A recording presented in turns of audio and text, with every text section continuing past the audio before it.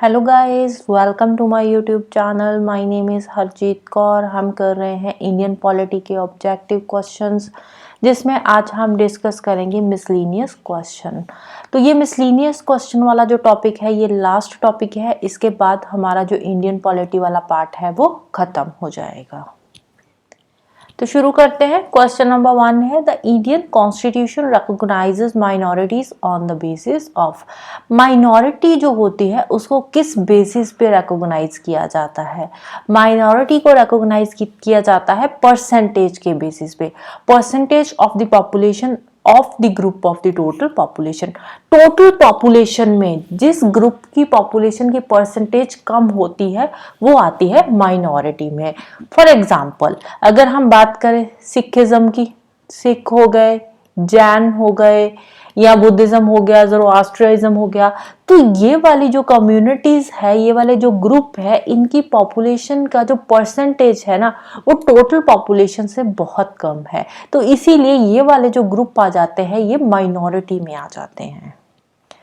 Next है, which one of the following is not an element of the state. State के total 4 elements होते हैं। कौन कौन से 4 एलिमेंट्स होते हैं? एक तो है पॉपुलेशन, दूसरा है लैंड, तीसरा है गवर्नमेंट और चौथा आ जाता है sovereignty.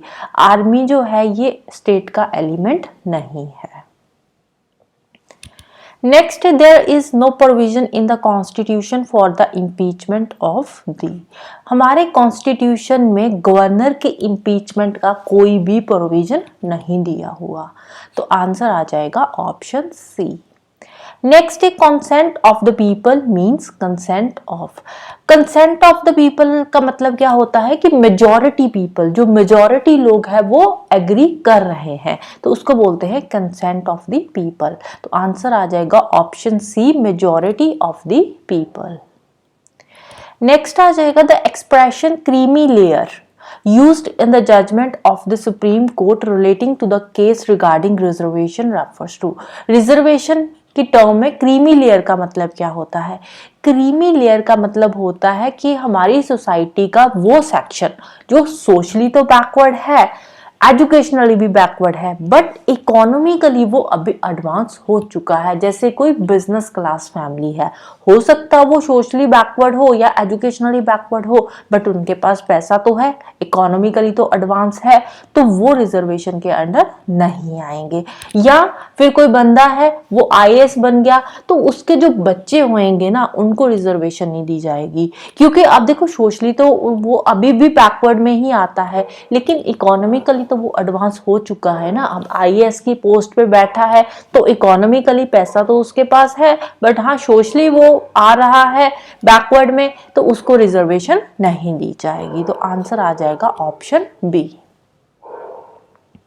Next, despotism is possible in. Despotism का मतलब क्या होता है? डेस्पोटिज्म का मतलब होता है एब्सोल्यूट पावर। एब्सोल्यूट पावर, तो एब्सोल्यूट पावर मतलब एक ही बंदे के हाथ में पावर है, एक ही पार्टी है, वही पार्टी पावर में है, रूल कर रही है। तो ये पॉसिबल होता है वन पार्टी स्टेट में, तो वो पार्टी अपनी मर्जी करती है। इन टर्म्स ऑफ क्रूएलिटी इसको यूज किया जाता है। नेक्स्ट है, Karl Marx belonged to. Karl Marx कौन सी कंट्री का था? तो वो था जर्मनी का। नेक्स्ट है, the basic parameters of India's foreign policy were laid down by. हमारी फॉरेन पॉलिसी के जो बेसिक पैरामीटर्स है वो किसने दिए थे? वो दिए थे हमारे जवाहरलाल नेहरू जी ने। नेक्स्ट है, a commission under the chairmanship of justice M N. Venkatachaliah has been constituted by the union government to review the. अब ये जो कमीशन आया था जस्टिस एम.एन. वेंकटचलैया के अंडर, तो वो किसको रिव्यू करने के लिए लाया गया था? तो ये कमीशन आया था इंडिया के कॉन्स्टिट्यूशन को रिव्यू करने के लिए। Next, an expenditure reforms commission was set up by the government of India in the year 2000. 2000 में एक expenditure reform commission आया था। क्यों सेटअप किया गया था ये expenditure reform commission? क्योंकि उस टाइम पे हमारे यहाँ पे नॉन डेवलपमेंट एक्सपेंडिचर बहुत ज़्यादा बढ़ गए थे, तो इसीलिए 2000 में एक्सपेंडिचर रिफॉर्म कमीशन आया था। तो इसके चेयरमैन कौन थे? इसके चेयरमैन थे केपी गीता कृष्णन। नेक्स्ट है match list 1 with list 2। List 1 में प्रोविजंस दे रखे हैं, लिस्ट 2 में ईयर ऑफ पासिंग के, कौन से ईयर में वो प्रोविजन पास हुआ है। तो फर्स्ट है एबोलिशन ऑफ अनटचेबिलिटी। अनटचेबिलिटी कब खत्म हुई थी? 1949 में। सेकेंड है एबोलिशन ऑफ जमींदारी सिस्टम, ये लैंड रिफॉर्म्स के बाद खत्म हुआ था 1951 में। एबोलिशन ऑफ प्राइवेपर्स ये 1971 में। ये एबोल्यूशन ऑफ प्रॉपर्टी राइट्स ये 1976 में। नेक्स्ट है democracy in India rest on the fact that democracy का मतलब क्या है कि लोगों के पास राइट्स है कि वो गवर्नमेंट को चूज कर सकते हैं और गवर्नमेंट को चाहे तो चेंज भी कर सकते हैं। तो आंसर आ जाएगा option C, people have rights to choose and change the government. Next है which one of the following political theories advocates the dictatorship of proletariat. आप कौन सी पॉलिटिकल थ्योरीज है जो प्रोलेटरेट की डिक्टेटरशिप के बारे में बताती है? प्रोलेटरेट का मतलब क्या होता है? प्रोलेटरेट होते हैं जो हाई क्लास के लोग होते हैं, जिनके पास बहुत पैसा होता है, अमीर लोग जिनको। एक होती है बर्जुआ क्लास। बर्जुआ क्लास को कौन सी होती है? जो पुअर सेक्शन होता है सोसाइटी का। तो प्रोलेटरेट जो रिच सेक्शन है। तो अब जो बहुत अमीर लोग हैं उनकी डिक्टेटरशिप वाली ये जो थ्योरी थी, डिक्टेटरशिप ऑफ प्रोलेटरेट, ये किसने दी थी? ये मार्क्सिज्म की थ्योरी थी। नेक्स्ट है which one of the following political theories advocates the withering away of the state. Withering away of the state ये थ्योरी, ये भी मार्क्सिज्म की ही थ्योरी थी। नेक्स्ट है which one of the following theories of communism is not a doctrine of Karl Marx. अब देखो theories है, थ्योरीज के ज्यादा वैसे क्वेश्चन आते नहीं है, तो कभी कभार अगर पूछ लिया जाए तो एज इट इज ही ये जो है आंसर देने पड़ते हैं, बहुत ज्यादा ट्रिकी क्वेश्चन नहीं आते ऐसे। तो जो कम्युनिज्म की थ्योरी है इसमें से कौन सा है जो कार्ल मार्क्स का डॉक्ट्रिन नहीं है उसमें? तो वो आता है theory of new democracy, right. Next question है consider the following statements. Report of the administrative reform commission headed by Morarji Desai recommended the establishment of Lokpal and Lokayukta institutions. तो फर्स्ट स्टेटमेंट बिल्कुल राइट है। जो ARC की report आई थी 1966 में, जिसके head थे मोरारजी देसाई, तो उस टाइम पे उन्होंने रिकमेंड किया था कि सेंट्रल लेवल पे लोकपाल जो है वो बनाया जाएगा और स्टेट लेवल पे लोकयुक्ता। और ये क्या है? Lokpal will be the highest institution in India to investigate corruption at the higher places in the government. ये क्या था? ये करप्शन को इन्वेस्टिगेट करने के लिए दोनों बॉडीज बनाई गई थी। लोकपाल सेंट्रल लेवल पे काम करता था, लोकयुक्ता स्टेट लेवल पे काम करता था। और ये जो लोकपाल था ना, ये क्या था? ये एक टूथलेस टाइगर था। टूथलेस टाइगर था मतलब कि ये सिर्फ बोल सकता था लेकिन कर कुछ नहीं सकता था। तो दोनों की दोनों स्टेटमेंट्स ही राइट है। आंसर आ जाएगा option C, both 1 and 2। Next है who among the following is an extra constitutional growth in Indian democracy. कौन सा है एक्स्ट्रा कॉन्स्टिट्यूशनल ग्रोथ? वो है deputy chairman of the council of states. Rajya Sabha का जो डिप्टी चेयरमैन होता है, क्योंकि राज्यसभा का जो चेयरमैन होता है वो कौन होता है? Vice president. तो जिस टाइम पे vice president as a president act करता है तो वाइस प्रेसिडेंट की पोस्ट खाली हो जाती है। तो उस केस में वाइस प्रेसिडेंट कौन है? चेयरमैन है। तो चेयरमैन की पोस्ट खाली हो गई, तो उस टाइम पे चेयरमैन का काम कौन करेगा? Deputy chairman. तो डिप्टी चेयरमैन क्या है? ये एक एक्स्ट्रा कॉन्स्टिट्यूशनल ग्रोथ है। Socialism is opposed to. Socialism में क्या होता है? एक रिस्ट्रिक्टेड कंपटीशन होता है, इतना ज्यादा नहीं होता, एक लिमिट तक ही होता है। तो इसका ऑपोजिशन क्या हो गया? Unrestricted competition. नेक्स्ट है match list 1 with list 2। List 1 में बुक्स दे रखी है, लिस्ट 2 में ऑथर्स के नाम दे रखे हैं। माई डेज ये R.K. नारायण की बुक है। सेकेंड है माई इंडिया, ये एस निहाल सिंह की बुक है। माई लाइफ एंड टाइम्स ये वी गिरी की बुक है। और माई ट्रुथ इंदिरा गांधी की बुक है। नेक्स्ट है मैच लिस्ट 1 में कमीशन है, लिस्ट 2 में चेयरमैन है। Commission on centre state relation, centre state relation का जो कमीशन आया था उसके चेयरमैन थे R.S. Sarkaria.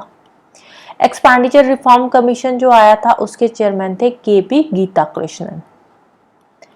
10th finance commission के चेयरमैन थे K.C. Pant. 11th finance commission के चेयरमैन थे A.M. खुसरो। नेक्स्ट है McMahon line lies between which of the following countries. India और चाइना के बीच में लाई करती है, इंडिया में जो अरुणाचल प्रदेश वाला साइड है नॉर्थ ईस्ट में, तो उस नॉर्थ ईस्ट वाली साइड अरुणाचल प्रदेश में जो लाइन है वो है मैकमोहन लाइन, इंडिया और चाइना के बीच में। नेक्स्ट है the development of which of the following administrative concept could be attributed to German socialist Max Weber. तो कौन सा कॉन्सेप्ट है, वो है कॉन्सेप्ट ब्यूरोक्रेसी का।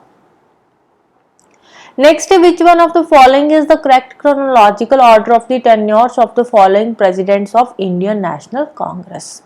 तो करेक्ट क्रोनोलॉजी क्या है इन चारों की, सबसे पहले थे पीडी टंडन। पीबी टंडन कब बने थे, ये बने थे 1950 में। यूएन देभार ये बने थे 1955 में प्रेसिडेंट। के कामराज ये 1964 में आईएनसी के प्रेसिडेंट बने थे, और जगजीवन राम ये 1970 में। तो करेक्ट क्रोनोलॉजी क्या हो जाएगी, 3 4 2 1। आंसर आ जाएगा हमारा ऑप्शन सी। नेक्स्ट है the Nehru Liaquat pact between India and Pakistan was signed in 1950 to resolve the issue of. Nehru Liaquat pact जो था उसमें क्या था, उसमें ये बात बोली गई थी कि इंडिया और पाकिस्तान जब दोनों अलग अलग कंट्रीज बन जाएगी तो दोनों कंट्रीज में ही माइनॉरिटीज के राइट्स को प्रोटेक्ट किया जाएगा। तो ये साइन हुआ था 1950 में। तो ये कौन से इशू को रिजॉल्व करता था, प्रोटेक्शन ऑफ द माइनॉरिटीज।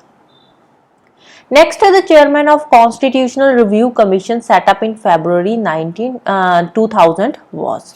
फरवरी 2000 में जो कॉन्स्टिट्यूशनल रिव्यू कमीशन आया था उसके चेयरमैन कौन थे, तो उसके चेयरमैन थे एम.एन. वेंकटचलैया। नेक्स्ट है justice U C Banerjee commission was constituted to. U C Banerjee commission ये आया था probe 2002 Godhra incident. Godhra incident क्या था, ये एक ट्रेन बर्निंग इंसिडेंट था जो कि गोधरा में हुआ था गुजरात में। तो इसमें क्या था, इसमें अप्रॉक्सीमेटली 58 जो हिंदूज थे उनकी डेथ हो गई थी, जो कि अयोध्या से वापस आ रहे थे। तो माना जाता है कि ये जो इंसिडेंट था ये प्री प्लान्ड इंसिडेंट था।